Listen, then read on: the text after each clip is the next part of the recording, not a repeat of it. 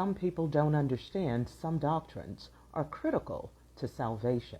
Hell is one of them. I am going to match his energy, which is good. He's obviously sincere in his position and his belief, and pointing out for me, which he might think is an oversight on my part, that I would not understand that if you omit that there is a hell, then somehow it would eliminate the need for salvation. For those of you who have seen the whole of the video, he was responding to a TikTok, about 30-second clip that was removed from or excerpted from a 20-minute video or 14-minute video on YouTube that I did about Carlton Pearson. And so what he does not know is that I am a certified minister in the Christian church.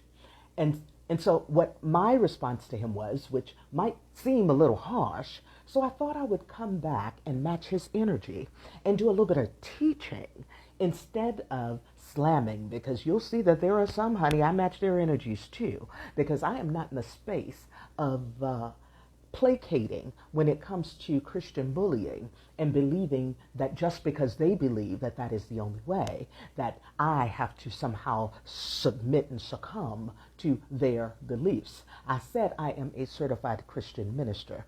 That means I am actually a former, because I don't believe in the labels. You see, I believe that anything you identify with has the power to govern you, which is why, as a Christian, those who have identified with the Christian belief system do believe that there is a hell. They do believe that they must be saved, and salvation has to be a part of what they believe, what they accept, because if they do not, then hell is imminent. And as part of that salvation, then there is some redemption that takes place that saves them no matter what they've done, and they will never know that place called hell where there is gnashing of teeth and eternal fire.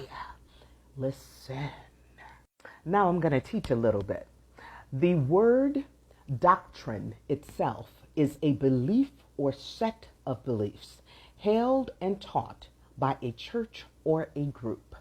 That could be any religion, and that could be any group. Just take, for instance, politics, and especially in the United States with the red and the blue. Doctrine, a belief or set of beliefs held or taught by a church. Okay?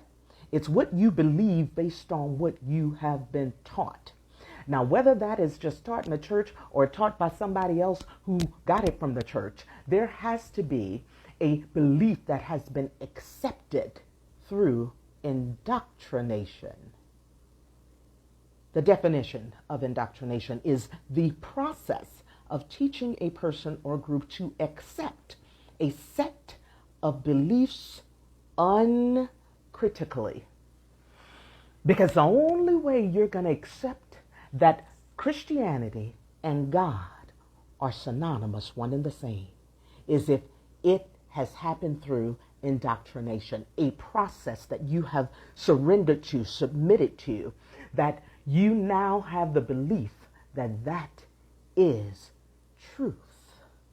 So, whatever you believe in, whatever you identify with, if you identify as Christian, all things Christianity has the power to govern you. If you have decided that Christianity is the most important thing in your world, then everything about Christianity has the power to govern you. If you believe that supreme, God, absolute, are the same as Christianity, that they are one and the same, that they are synonymous, then you are controlled and governed by everything, all things Christianity that fit into the belief system that you have decided to believe in. It's why there's so many different variations of Christianity. I say all the time, y'all right, God is not the author of confusion, but Christianity is. So now I have to get back to Carlton Pearson. I believe the man is dying of a broken heart. I believe that he, in his expanded consciousness over the past 20 years, because those of us who have expanded past the need to identify with Christianity, hear that he and his heart and his compassion and his love for the people that he has invested so much in through Christianity, he is doing everything he can to continue to bring them over by still identifying with what they believe. I believe that the man is dying of a broken heart. Because let me just give you an example of something that broke my heart. Somebody in an interview asked him, and this is somebody who still considers himself Christian, in fact, a Christian minister, asked him the question. He played this game that I love to play too. I throw out a word and let people respond with the first thing that comes to mind. He threw out the word to Carlton, and I'm intentionally not calling him bishop because I'd like him to stop identifying as that, because that still is governing him. If he'll loose this Christian shit, I think he'll get up, which is the only thing I keep saying is get up, Carlton. Get up, Carlton. Loose the chains and the binds of Christianity, and you will live in expanded consciousness for real. Stop carrying the burden of feeling like you brought all these people into this and now you got to bring them out. No, you don't. Every man truly is responsible for his own salvation, truly is responsible for saving himself, truly is responsible. We don't have no responsibilities to them. It don't matter what you did and how you came into this. Here was the question he was asked, or the word that was thrown out. Pentecostal. And the man said, me. He identified himself. And this was about 5 years ago, maybe 10 years ago. Hell, I don't know how long ago it was. And I know that he has grown beyond that fully. But I also know that there's still so much of his being that is Pentecostal or was Pentecostal that he doesn't know how to separate it. That is what I believe. So when he was asked that one word and what it most means to him, define that one word for him, Pentecostal. And he said me. It's why I have had to renounce all things Christianity. I am not identifying with anything that is going to limit my divinity.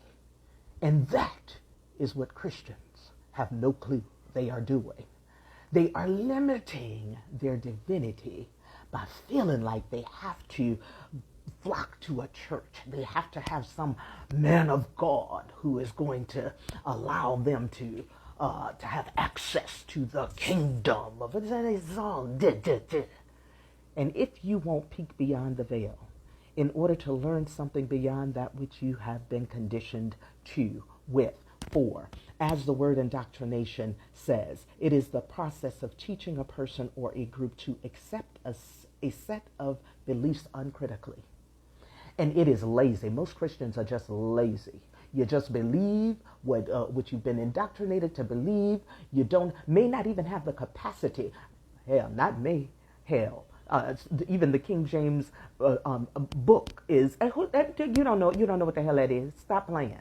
Even the other versions, though, still direct you in the ways that they want you to go. Carlton said one thing: if they cannot sell you a ticket to heaven, or have you pay your way out of hell, then there is no church. Ooh, that's some powerful shit. Listen, y'all, hell is a lie. Righteousness is a lie.